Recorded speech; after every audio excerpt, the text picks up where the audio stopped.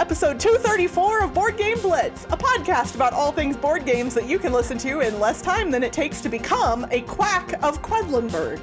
Board Game Blitz is sponsored by Grey Fox Games. This week, we're talking about Wolfgang Warsch. First, we discuss a couple games we've played recently, Signal and Lure. Then, we talk about game designer Wolfgang Warsch and some of his games that we love to play. And now, here are your hosts, Ambie and Crystal. Recently, I got a review copy of Signal from DVC Games. I actually got Signal and Here Lies, both from them, but I've only played Signal so far. So that's what I'm talking about. Shout out to DVC Games. They're our buddies at this point. Like, they're the people that published Rosetta. Back in designed Rosetta, the Lost Language, which yes, and we both love Rosetta, and we've talked about it so much that they basically have become our kind of board game publisher friends, and we love them so much.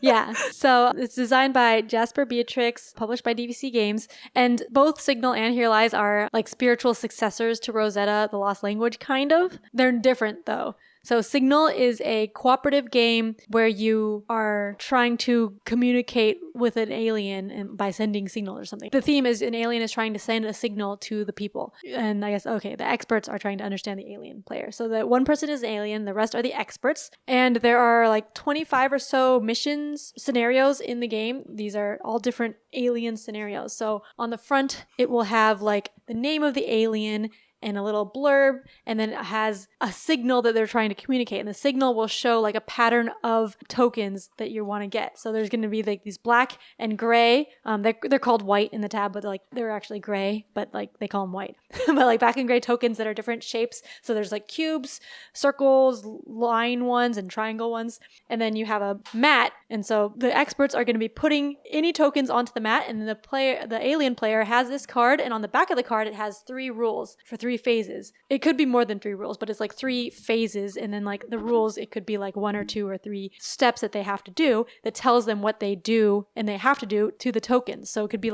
move all the black tokens or move the black squares or something. On the box, it has a little player aid that shows you things that can be part of the rule are alignment or color or contact, distance, the mat lines or the mat shapes or orientation, patterns, quantity, shape, stacking, or symmetry. So those are things that can relate to the rule, but not necessarily. So the players are going to be putting pieces down, and then the aliens trying to move it to match this little signal that they're trying to get. Once they do that, there's 10 tokens that they get 10 turns to try to do that, and then the experts are allowed to film what the alien's doing, because the alien has to do their steps without talking at all. They just do it, and they don't tell them oh, this is the first step, this is the second step, or whatever. They just do it, and so then you're allowed to film to see what's going on and try to figure out kind of the rules so that you can set it up for the alien in order to get that signal. And then I said there's 3 phases. So the first phase, you do the first column of rules. The second phase, you do the first and second column of rules in order. So the people kind of already have an idea of what the first rule is, but then it adds on another thing that happens. And then the third phase, you do the third one. And so you start over, you get 10 tries each time, and you get points for how many tries you have left. There's also these ability cards that you get, and if you can use them, or you get points at the end if you don't use them. So it felt kind of like a cooperative Zendo. If you've heard of Zendo, it's an induction game where you're trying to figure out the rules based on someone doing different things with tokens. And so it felt kind of like that. You're trying to figure out. Is that the one with all the transparent colored pyramid-y pieces or whatever? Yeah, I think so. The triangle, but there's a box. Yeah, that. Yeah. And okay. You put stuff, and then you're oh, I think the rule is that 2 penguins can't touch or something. Yeah. Does this meet the rule or does it not? You're trying to figure it out. So it's kind of like that, because you're trying to kind of figure out the rules, but you don't actually have to know the rules exactly, because the alien is ultimately doing the movements and stuff, so they can kind of do it even if you're not sure what the exact rules were. They can end up doing the signal even if the experts kind of accidentally stumbled upon the right way to do it, because the alien knows the rules and can just move it. Sometimes it says you can move something, so it doesn't say how far you move it, but the alien can just move it and then make it work. So I've played it twice, once at 6 players and once at 2 player. When we played at 6 players, I think that was too many because there were too many experts. So I think it would be better with like just a couple of people on that team like discussing things. When it was 1 player, I think we want more discussion among, I think 3 players would be good, because then there's one person being the alien and then the other people could be like having 2 people to bounce ideas off of each other. I think it was kind of weird that even though we didn't figure out the rules, we were still able to get it. Luckily, like in my second game, like the second round, the third round, I think we just got it like on the first try, just like luckily. And so that was kind of like a letdown, because it's like, oh, I wanted to try to figure out what the rule was, but but then I just got it. But it is kind of neat, like trying to figure out the rules, and then as the alien, like it can be a little frustrating because it's one of those where you know what's going on and you're like moving it, and then the other people are just really misinterpreting what you're doing. They're like, oh, it was on this line, and so maybe they had to only move it. They move it like 3 inches when it's on this line, and it's like, no, it was just like move a black cube or something. Like, oh gosh. So I have a copy of this too, and I haven't gotten a chance to play it yet, but I can definitely see myself overanalyzing things. Yeah. Like that's something that I do a lot in life, so I'm just going to prepare myself for that in advance. Yeah, so people can overanalyze it a lot. But I think it is interesting how it piles on top, like the one phase and then the next phase adds onto it and then the next phase. And it is also kind of thematic. So like the alien, you want to kind of pay attention to the name of the alien and the blurb there, because in the 2 that I've played so far, like they've been thematic, the powers that you do. So that's kind of cool. And to be clear, you're being vague about Yes. this, so Yes. as to not spoil. I'm not spoiling. Yeah. Yes. Because it's a set number of scenarios. And once you know that, then if you know the answer, it's kind of going to spoil it. So yeah, that's why I'm not telling you or showing you the back of the card.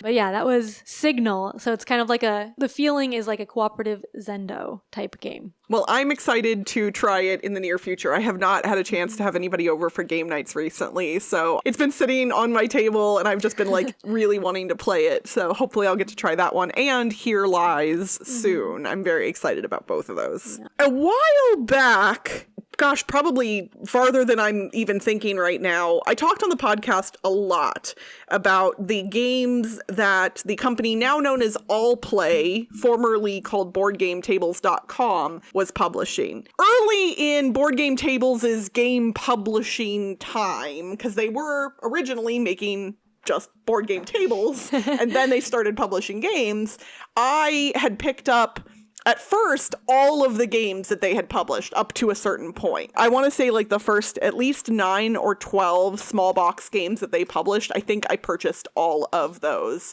Basically, it was just hit after hit after hit after hit. And a lot of the games that they have picked up and published are actually reprints or re-implementations of other games, especially those that have been published in Asia but not in the US. And they've continued doing that, but at a certain point, through no fault of the company, I at a certain point was just like, I cannot keep buying every single game that this company publishes just because they published it. Although maybe I should have, because I recently got to play one of the ones that I did not purchase. I had seen it and I was like, oh, it's another game from All Play. It's called Lure. Lure as in a fishing lure. It is a fishing game, which fishing is a theme that holds no interest for me as a human, but oh my gosh, just like every game that I've played of theirs, it's a winner for me, and they continue. This is why I can't play their games, because I do want to buy all of them.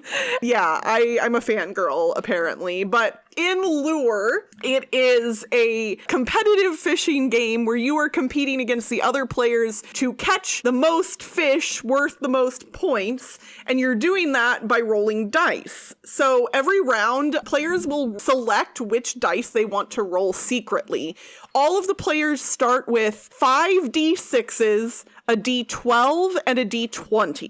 And you can choose any of those dice to roll, with the exception that the D12 and the D20, if you roll them in a given round, that die has to sit out for the next round. So you cannot roll the 12 or the 20 multiple rounds in a row. Even if you roll both of them, like they would both have to sit out then. The D6s can be rolled every round no matter what. This is important because when you roll your dice, you are looking to get a total that is higher than what is shown on a given fish card, but the player who rolls rolled the fewest dice and achieved that total or higher is the one who will catch the fish. So all players select their dice simultaneously, secretly, and then roll them, and whoever has the fewest dice basically goes first. And if what they rolled meets the criteria on a given fish card, they caught that fish. And for all the other players, it's gone now. So the fish cards don't just have like a numerical total that you need to meet. Some of them will have specific dice values that you have to meet or specific rules. So like maybe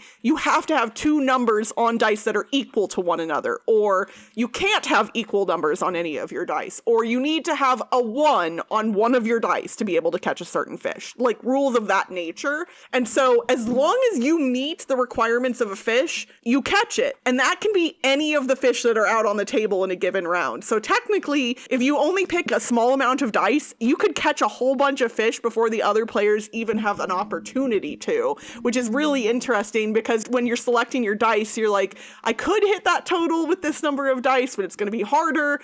And those other requirements, you know, obviously if you have to roll specific values, then more dice will make it easier to do that. But if the fish are gone before it even gets to your turn, then, you know, you're out of luck. There are also lure tokens that you can collect. If you don't catch a fish, you get a lure token automatically, and then those tokens can be used to bolster your rolls in some different ways, or just give you bonus points. So it's a good one. It's a nice little, like, you're not rolling dice multiple times. It's just that single roll each round, but just the actions of choosing which dice to roll in what round and when to use your lure tokens. It's very simple, but incredibly fun, just like most of All Plays games. Like, really easy and quick to teach and fun to play. And it's a winner, just like all their others for me. So I'm probably going to have to buy this one. And yeah.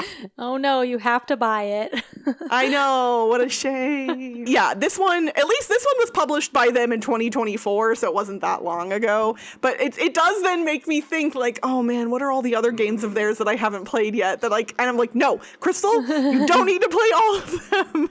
I've gotten better about this over the years. I don't have that same FOMO that I used to have until I play a game like this. And then I'm like, oh, it's so good. It's just... So this one was designed originally by Satoru Nakamura. It was originally called Dice Fishing Roll and Catch. But yeah, now it's just called Lure. And it lured me in pretty good, and now I like it, so I would recommend it. And it is also on Board Game Arena for those of you who like to play games online, so that's a fun way to try it out as well. We generally try and always mention the designer of any games that we talk about, especially in our review segment. But for our thematic segment today, we are going all in on one single designer. And his name is Wolfgang Warsch. He is from Austria. He used to be a molecular biologist, and then somehow he transitioned from that to designing board games. And back in 2018, he kind of made a real big splash in the board game world by publishing a whole bunch of games all at once that, like, blew up pretty big. Yeah, I was looking at the games by year release, and he had, like, I think 6 different games, and then a couple promos in 2018, and then, like, another 6 in 2019. It's like, so I think he had, like, a bunch just lined up, and then just went woof. Which I don't know Wolfgang personally. I don't know his history, but I mean, I have to imagine that he had been working on the designs for some amount of time before that. Probably. And then maybe he showed a design to one of these companies and they were like, give us more. And he did. Because just to rattle off a few of the games that he published in like 2018, 2019, Quacks of Quedlinburg, which is apparently just called Quacks now, which I did not know. Yeah, like it's on BGG it got a now. redesign, Yeah, well, but the name is yeah, like... that was part of the redesign. But that's what I don't understand, though, is because then in 2024, they published the Duel version, and it's still called the Quacks of Quedlinburg, the Duel. So why isn't it just Quacks, the Duel? Well, because the new Quacks just happened. Oh, okay. I see. So yeah, Quacks of Quedlinburg, Ganz, Schön, clever / That's Pretty Clever, and all of those subsequent Run Riot games. The Doppelt, so clever, and like the Taverns Mind. of Tiefenthal, The Mind, Wavelength, Illusion, which actually Illusion is getting re-implemented this year as Figment. Yeah, and I really want to pick up Figment. Because Illusion was not cooperative, I know, I really want to pick up Figment. I'm very excited about that one. I might just try playing the cooperative rules because I have Illusion, so I think... I have Illusion as well. I don't know, I kind of like the color scheme on Figment better. Because Illusion is the red, green, yellow, blue, and Figment is CMYK, like officially. Like, it's being published by CMYK, and the colors they're using are cyan, magenta. So, like... I think that was a deliberate choice on their part, and I think it was a smart one. It's good branding, so. But yeah, so we have played a number of games that Wolfgang has designed, and for me at least, I've enjoyed and own a lot of them. Like, I still own Taverns of Tiefenthal, but I have not played that one in a number of years, and I would say that one is, I could imagine hitting the trade or sell pile for me at some point, not because I don't like it, but just because, for me, it's just one that doesn't ever hit the table. And so I would probably use that shelf space for something else. But like all of the others are winners and I love playing them. So yeah, I have Quacks of Quedlinburg, The Mind, and Illusion. I think those are the ones I have. And like The Mind is one of my favorite games. The Mind is something incredibly special. You and I have discussed this at length on the podcast, and I think at one point I even was kind of like, really, is it that good though? And over time, I mean, I've always liked The Mind, but I've grown to appreciate how special it is even more. Just, it does something incredibly unique and yet very simple. Yeah. Oh, and I also have Wavelength. I just forgot that he designed that, even though we talked about it already. That's the thing, okay, so here's the thing with his games, is there are certain designers who have kind of a specific style. You know, you think of Stefan Feld, for instance, and you kind of know what a Feld game is going to be. You have an idea of what that looks like, what that feels like, to some degree. And I'm not a criticism, that's just, you know, like certain designers kind of have a niche that they operate in. Like Phil Walker Harding, even maybe a little bit, is kind of like that, like kind of has a certain feel.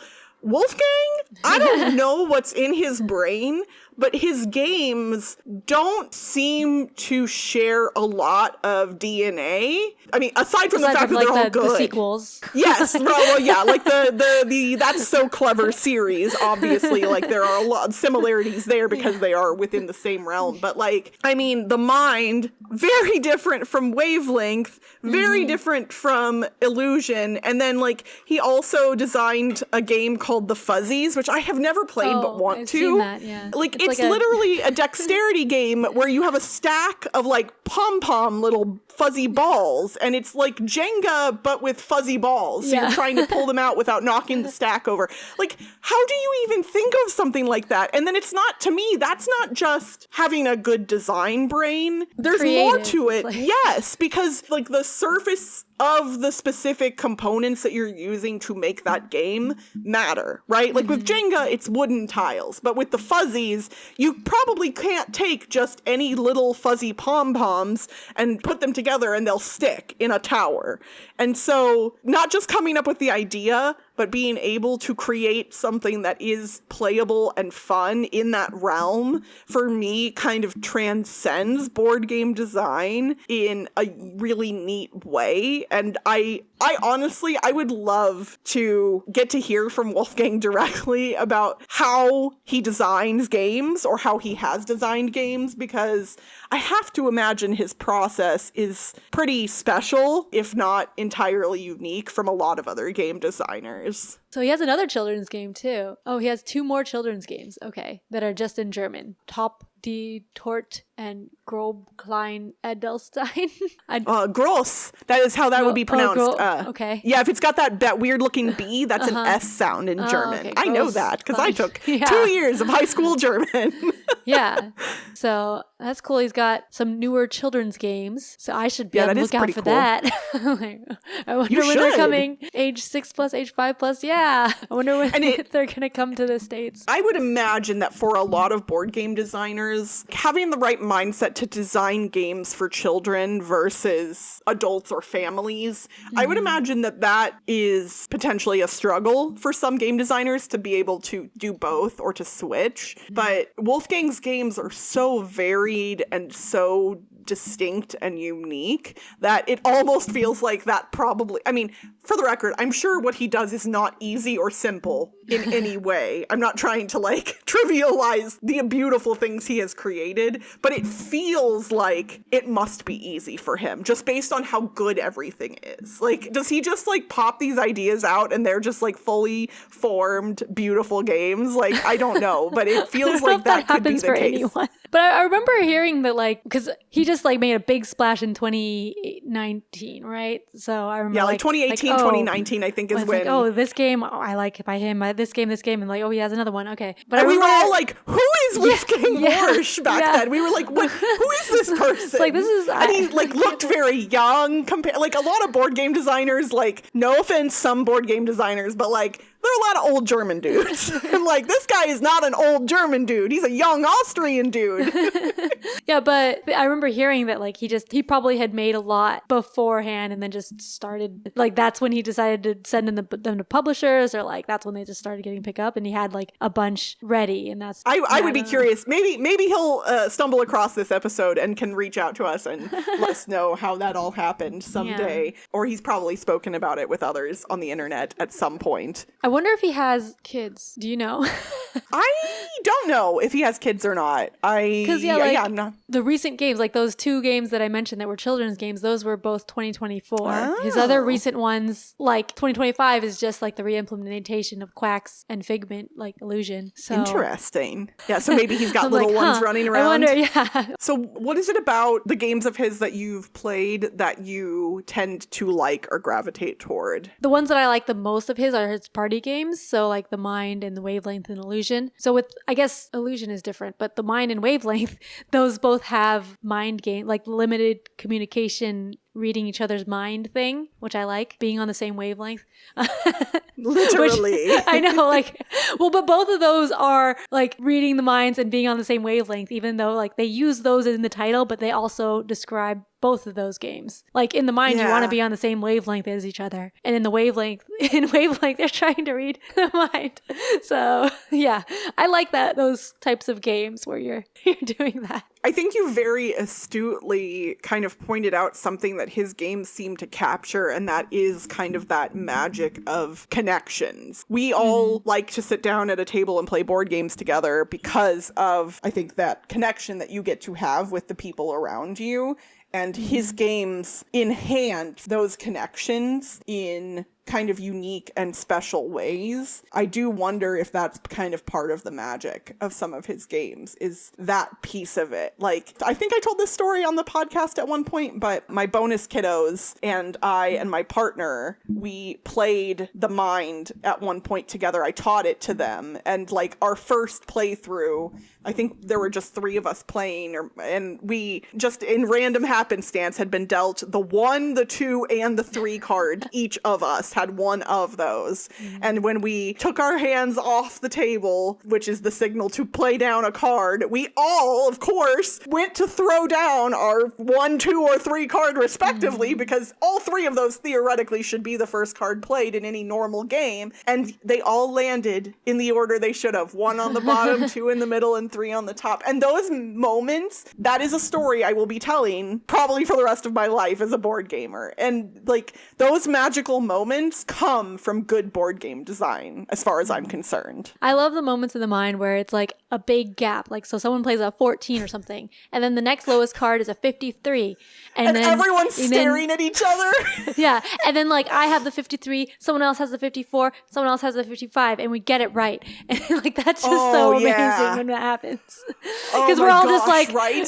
Like we all start like reaching at the same time, and then we're like look at each other like, oh.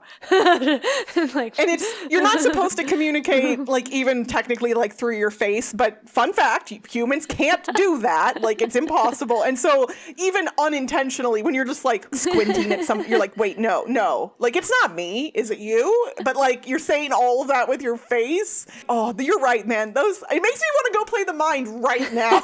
Like, that's how good that game is. I will admit, there are a couple games of his that I see on this list that I have not played other than the Fuzzies. I don't know what the Mind Soulmates is from 2023. Are you familiar with that one? It's on my want to play list, so I must have heard of it. Okay. But I have not played it. That one I'm curious about. Since we like his party games, I will say the one from 2019 that I don't know of, on a scale from 1 to T-Rex, that sounds interesting.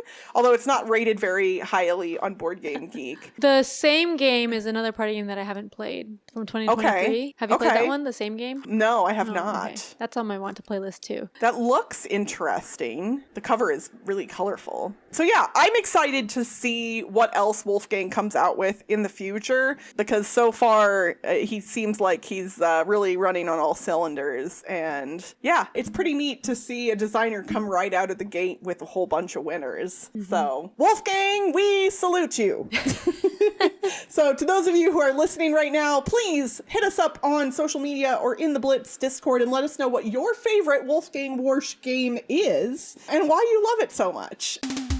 And that's it for this week's Board Game Blitz. Visit our website, boardgameblitz.com, for more content and links.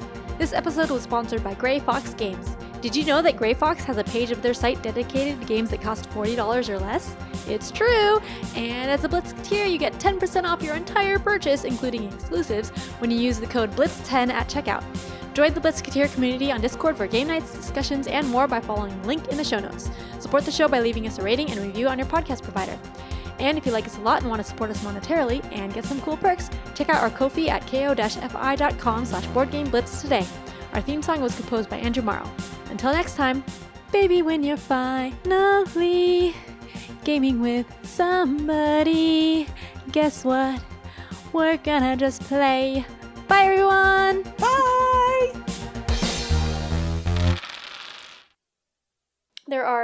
Oh, I dropped the card. Wait.